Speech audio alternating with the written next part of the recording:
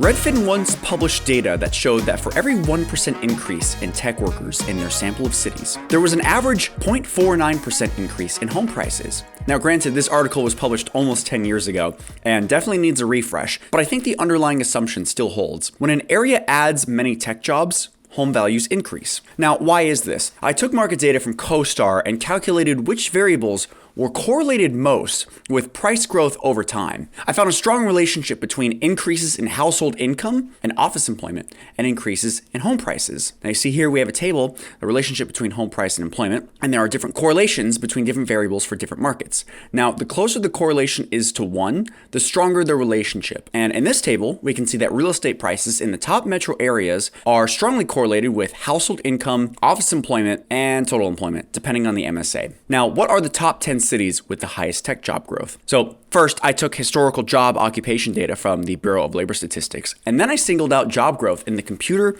and mathematical operations category. In other words, tech jobs. Now, my criteria for selecting the top 10 markets were markets in the top 50% for the total tech jobs. That'll exclude small markets. Markets with the number of tech jobs proportional to its size greater than the national average proportion. So if a market had a small proportion of tech jobs, the results could be skewed by, say, Facebook opening just one new data center in town. Now, one company adding one new data center is not what I consider a tech boom in any market. And number 3, total employment over time must not be negative. And there were some smaller markets that added a healthy number of tech jobs while their overall employment declined. So I created a map. Here are the top cities by 5-year compound annual tech job growth. And I ranked the remaining cities by their 5-year compound annual growth. And this map shows the 5-year growth of the top markets. And you can see here, there are a few standouts such as Riverside, San Bernardino, Sacramento, Ogden, Utah, El Paso, Albuquerque, Nashville, and some markets in Florida. Some of the markets with the highest growth from 2018 to 2023 actually had little to negative growth when we measured from 2022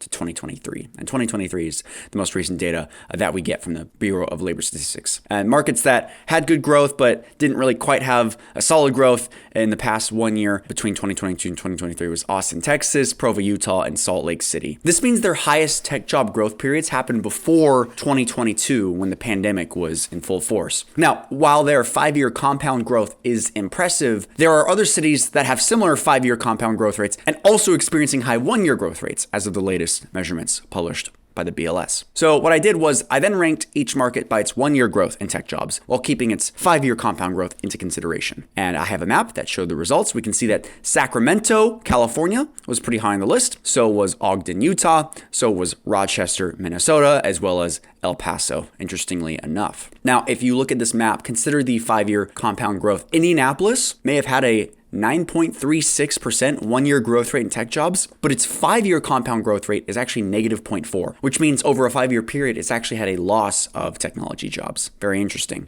I wanted to calculate a top 10 list, not just a map. Before I calculated that, I thought it was important to include the location quotient, or LQ, in the rankings. Now, according to the Bureau of Labor Statistics, the location quotient is the proportion of a specific job relative to the overall proportion for the United States.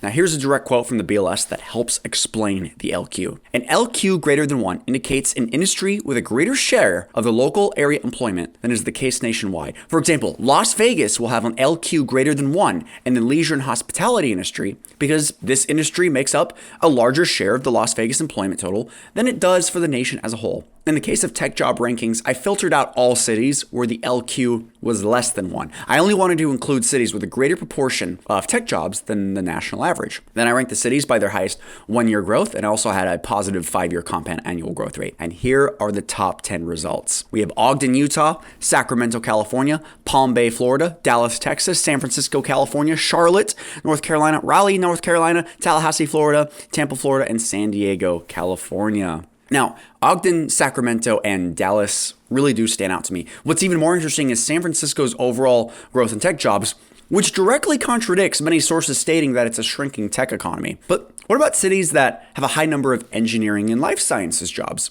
Well, I've answered the question of which cities have the highest tech job growth. I wanted to go one step further and examine the cities with the most job growth in STEM fields, so science, technology, engineering, and mathematics. I started out by analyzing all the jobs added in the computer mathematical occupations, architecture, engineering occupations, and the life, physical, and social science occupations. as defined by the Bureau of Labor Statistics, to get the total STEM job count for each metro. So I created a map of the metros ranked for their 5-year compound annual growth rate from 2018 to 2023. And cities weren't included if they didn't make the top 100 list or they had negative growth in all 4 STEM occupations. As we can see here, Fresno, California, Sacramento, California, Reno, Nevada, Ogden, Utah, Salt Lake City, Utah, and Provo, Utah were all pretty high on the list. So was Las Vegas, Albuquerque, El Paso, Austin, Texas, Dallas, Texas, Nashville, Rochester, Minnesota, and Charlotte, North Carolina, as well as a few metros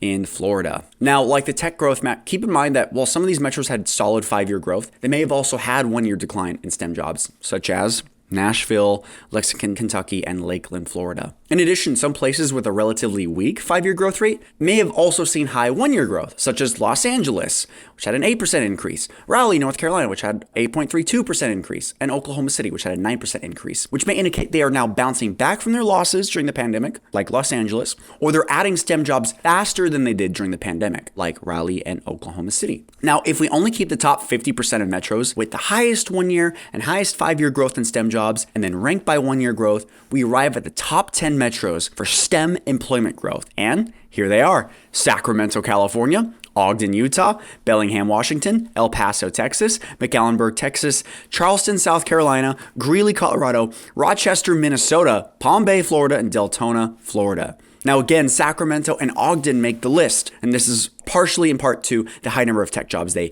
each added in the past year. These metros weren't on my personal radar for investment before, but best believe they are now. Now, here are some other markets to consider. Bellingham, Washington is a 2-hour drive from Seattle, and Greeley, Colorado is an 80-minute drive from Denver. Now, these metros might be benefiting from people searching for a lower cost of living than their prime MSA, while still remaining in the general area. Rochester, Minnesota is also about 90 minutes away from Minneapolis and is likely benefiting from the success of the Mayo Clinic, which is widely regarded as one of the best hospitals in the world. We also have Charleston, South Carolina. It's currently experiencing solid STEM growth, healthy population growth, and very good price appreciation. So a rise in tech employment can lead to higher wages for a metropolitan area. This can result in real estate price appreciation over time. And buying and holding in an area with STEM employment growth could be an excellent strategy, if only to ride the wave of appreciation. And thanks to their growth in tech jobs, Ogden and Sacramento maybe you might want to stay on your radar. I understand people have hesitations around a California metro, but just one thing to keep in mind. I would also keep the Research Triangle area in mind, Raleigh, Durham, and Chapel Hill, as its 3 major universities continue to produce an educated workforce ready to fill the area's growing tech sector. And if you'd like help choosing a market to invest in based on variables like population and affordability and employment rates, the BiggerPockets Market Finder might be helpful. Thanks for watching.